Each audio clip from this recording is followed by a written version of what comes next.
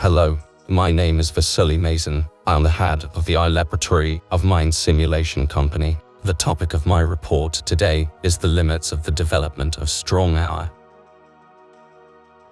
Before I move on to the main topic, I want to touch a little on the topic of artificial intelligence classification, so that it is clear what I mean when I use this or that term. In 1956, researchers at the Dartmouth seminar determined that I should simulate any properties of human intelligence, to learn, to use natural languages, to form abstractions and concepts, to solve problems subject only to men.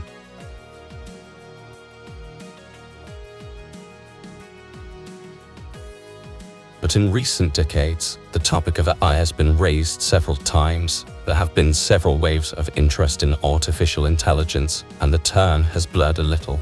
Recently, this is due to the widespread interest in the topic of deep learning. The use of various technologies, almost any feedback system, has become called an artificial intelligence system, which, in fact, does not correspond to the classical definition at all. In order for us to understand what will be discussed next, I made the following graph, the line on which I placed the points responsible for some steps in the development of AI. We will not say now what exactly the graph marks. We will assume that the more to the right the term is, the stronger the artificial intelligence, the more intelligent the system is. The graph begins with a narrow artificial intelligence, narrow AI. It is also called weak artificial intelligence. This system solves some one task under certain boundary conditions. All the systems that exist now, they just belong to the class of narrow artificial intelligence.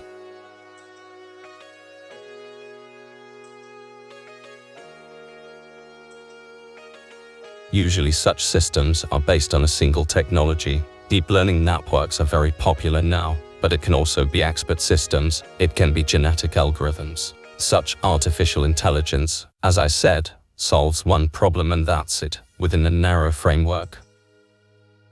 The next stage is a broad artificial intelligence, the main problem of which is to expand the applicability of artificial intelligence systems. That is, they also solve some narrow task, but in broader conditions. To make it clear, you can give an example of a system that plays any logic games, card games, board games, it doesn't matter, but the system should at any time, after reading the rules of a new version of the game, immediately switch to it. Or another example could be if the system manages some technological process, then in real time it should switch to other tasks, that is, new rules, absorb new rules and immediately start working according to these new rules without stopping.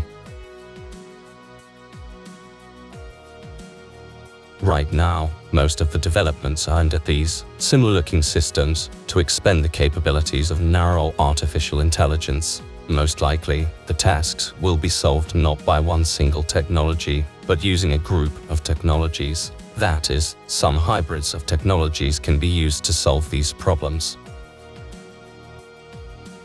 The next step in the development of artificial intelligence is general artificial intelligence, AGI. Russia has developed a term for it. AGI is the ability of a system to solve any tasks in complex environments with limited resources. This definition is quite broad because it is required to define or understand what any environment means, what resources are in question, how limited they are, that an AGI-level system is a system that is at the level of human development.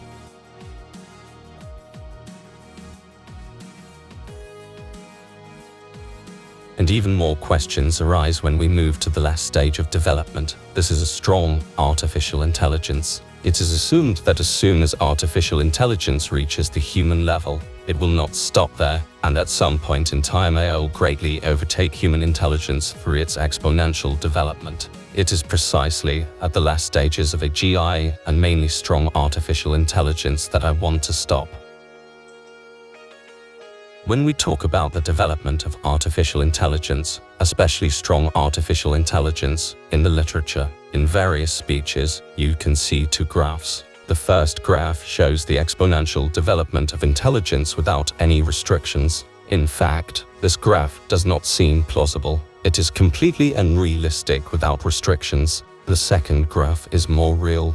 That is, here we see some kind of exponential surge for a relatively short time, and further development is either slowing down, well, or approaching a certain limit.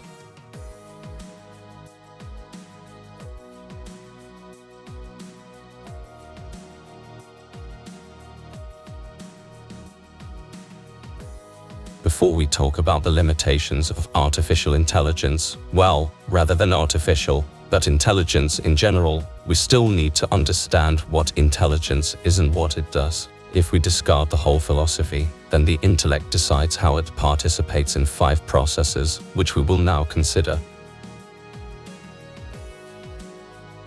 The first process is the perception of data streams from sensory organs or sensors. It is important not to get confused here, perception and experiencing feelings. That is, perception is some more complete concept. You develop a complete picture of the world around you, an object or phenomenon, processing data from the senses. The next process is the creation of models both related to reality and not. That is, on the basis of data flows from the senses. The system, that is, intelligence, must build some models of pieces of the surrounding reality. They can be different. There can be an infinite number of such models. Models can be both from the senses and based on imagination. That is, they can be anything. The next process is setting goals and objectives within the framework of models. That is, when a model is created, if we are talking, for example, about strong artificial intelligence, then it is a self-sufficient system that forms goals and sets tasks to achieve these goals.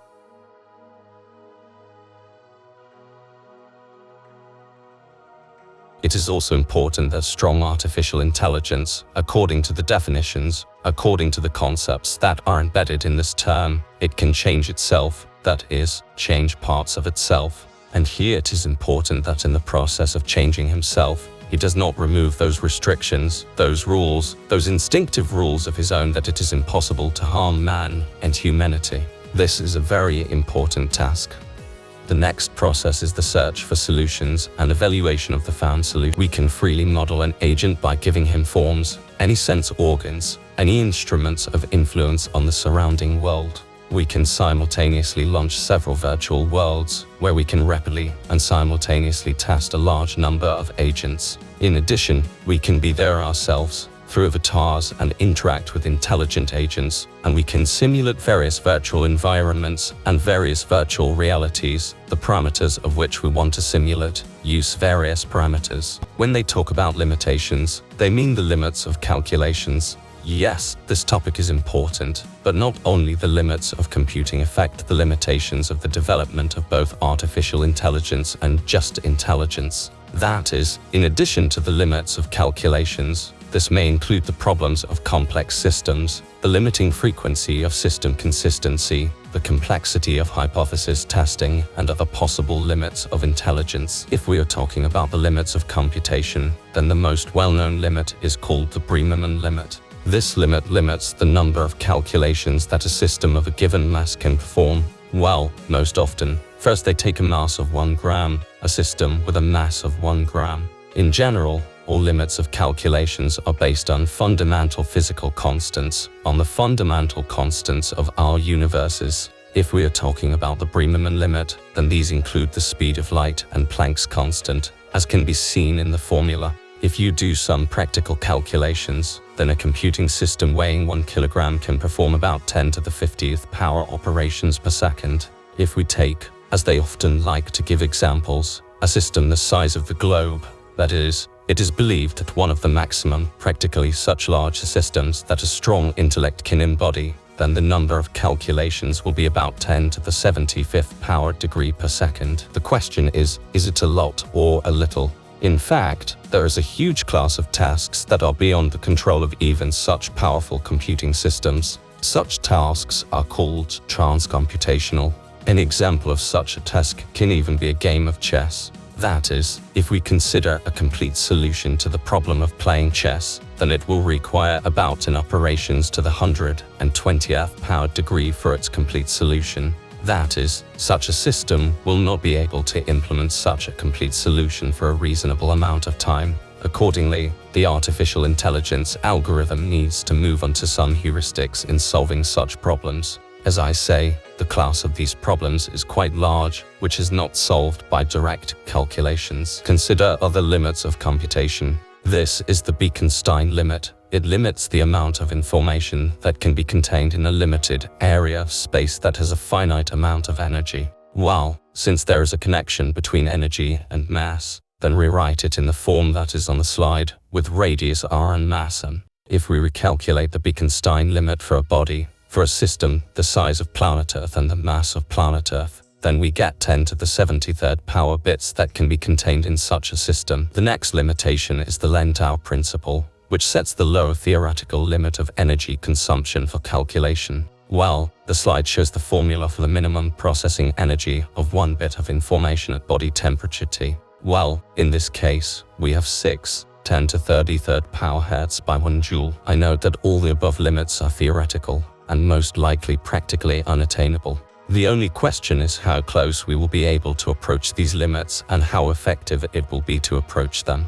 That is, most likely, from some point on, such an amount of resources will be spent on overcoming technical limits that the gain from accelerating calculations will be minimal, and thus, we will get a practical ceiling for increasing the number of calculations. We can now go down to our time and see how close we are approaching these limits. In general, how to assess whether we are approaching these limits or not.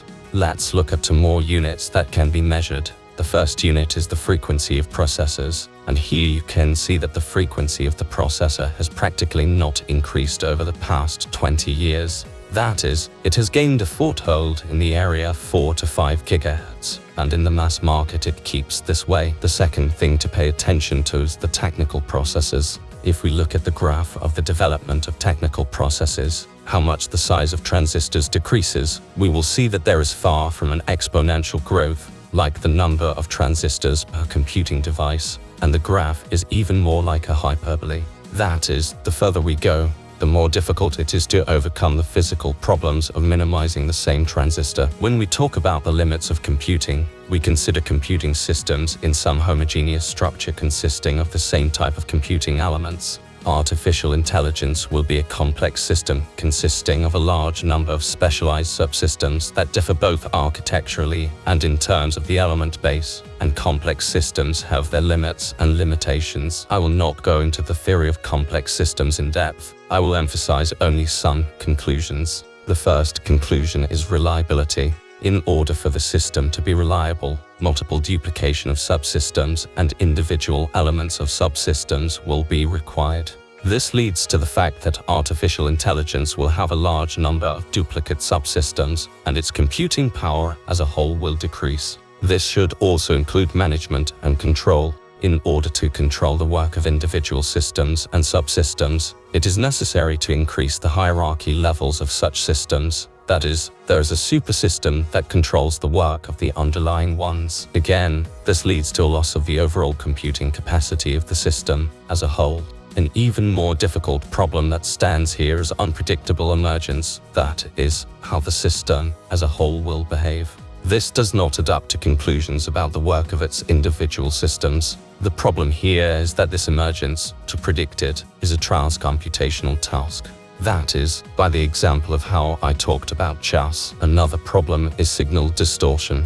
The signal does not propagate from one subsystem to all other subsystems. It will go through some chains, through some networks. Accordingly, when one of the subsystems of this chain is rebuilt, the signal may change, which will not be notified to other subsystems. The whole system may lose control of both the signal and its entire operation as a whole. However, the biggest problem is that the degradation of a self-developing system can be both positive and negative at the same time. Positive degradation means that the system removes unnecessary or obsolete subsystems, while negative can remove useful properties of the system. Useful features become lost without adequate replacement. As a result of such processes, any complex system can eventually come to self-destruction. 2 conclusions can be drawn from this.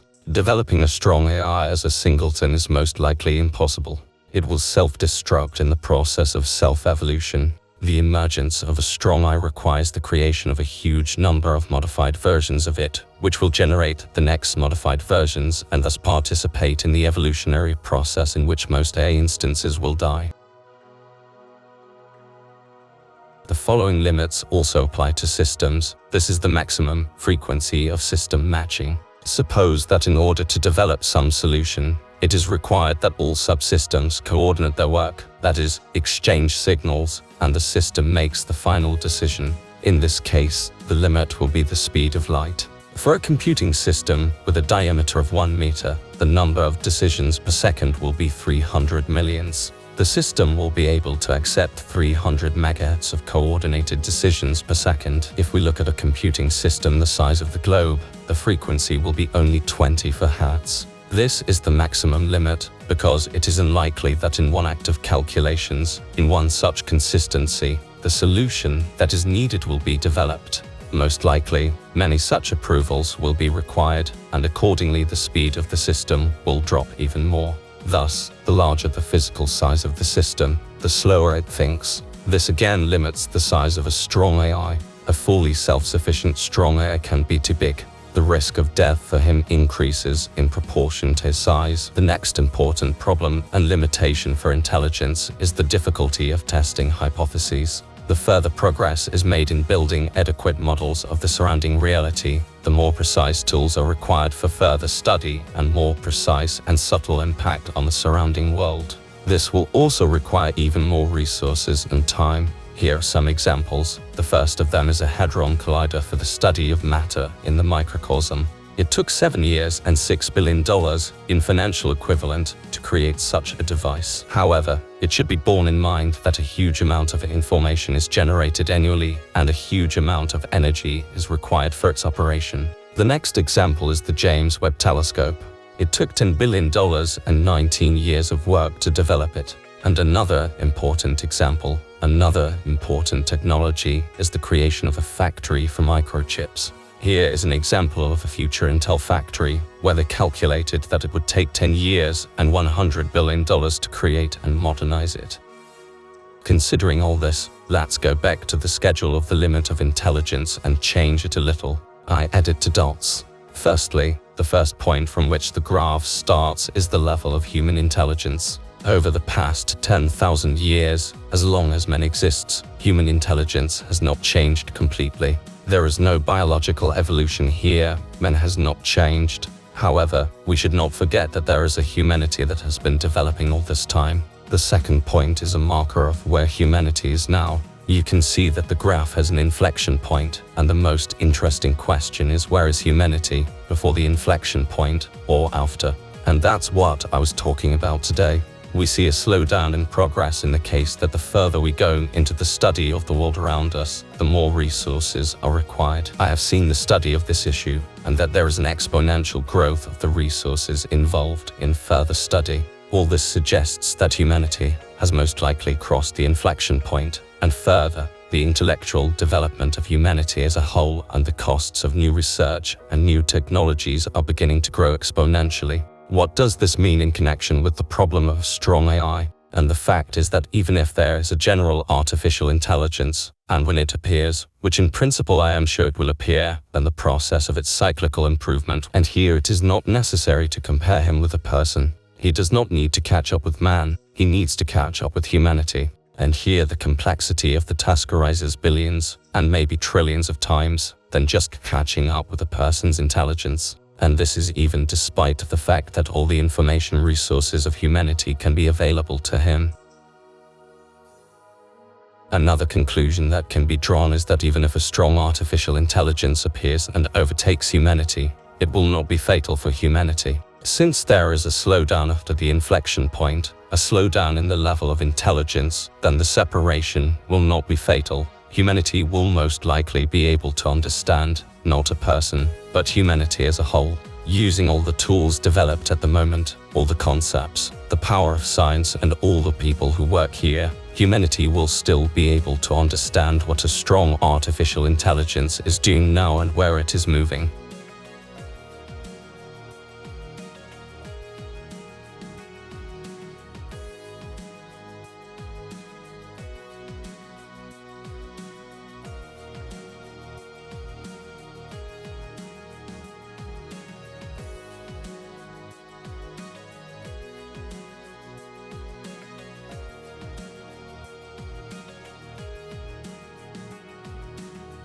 We created a virtual world, which we called Westry. This is a small area of a futuristic city. All the characters in it are not scripted, but are controlled by a separately running AI core. For each character, you can customize your behavior, your set of knowledge about the world, your capabilities in this world. The form of such a character can be anything from people to cars, binding machines, anything. For interaction, we have added voice recognition and synthesis of our own development, reducing the models for the possibility of working on modern personal computers. This technology allows, in addition to working in the direction of AGI, to use the current versions of the AI core to create games, metaverses, and training programs in virtual worlds right now. I bring to your attention a short excerpt from the demo video.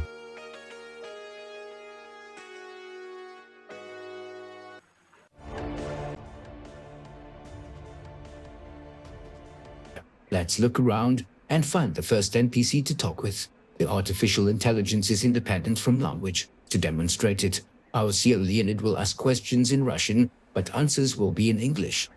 Привет. Hello. Кто ты такой? I am man, monster killer. My name is Gerald. Что нового в городе происходит? Some strange things are constantly happening in our city. Ты слышал что-нибудь про Грифона в нашем городке? Do you want me to tell you the story about the Griffinonk? Да, хочу. Then get something sweet and get ready to listen. Okay, let's buy something sweet.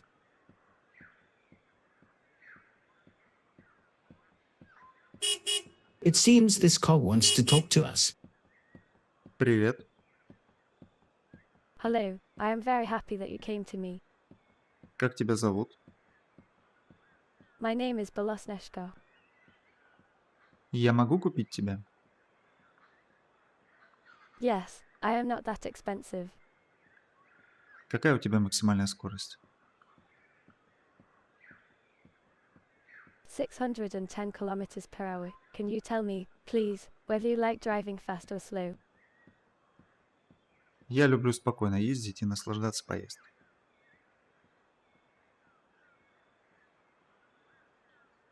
For those who like to drive calmly, I have cruise control. You can drive calmly, and I will make sure you are comfortable. Let me tell you more about the cruise control system. С радостью послушаю.